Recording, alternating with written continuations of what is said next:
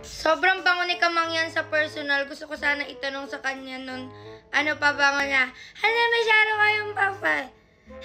Alam nyo, halos lahat ng namimit ko, mga kaibigan ko, ganyan. At tanongin talaga kung ano yung gamit kong pabango. Yung iba pa nga, akala nila sobrang mamahalin. Hala, magkano lang ang aring garnet? Tas ito pala yun, yung Hagni. Amoy chocolate yan, vanilla, ganyan-ganyan. Kahit dati pa naman, mahilig na talaga ako sa mga gayong amoy. Basta parang nakaka-addict siya, ganun. Tas hindi pa ako pa na-spray ng spray kasi nga ang tagal mawala ng amoy. Kahit ilagay nyo na to sa labugan, ando pa rin yung amoy. And guys, literal na mapapalingon talaga. Tas kung ayaw nyo naman ng vanilla, ayaw nyo naman ng amoy chocolate, ganyan.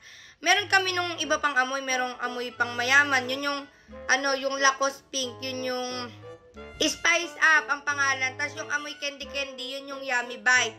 Tas yung Enchanted Bliss, yun yung parang Cloud by Ariana Grande. Ay! Yung sa panlalaki, hindi ko alam, pero parang wala na kami. Parang sold out na. Pero check nyo lang din. Alagay ko sa yellow basket. Dahil ako, unti na lang din yung stock namin. Kaya kaunahan na lang. Ay, for the go.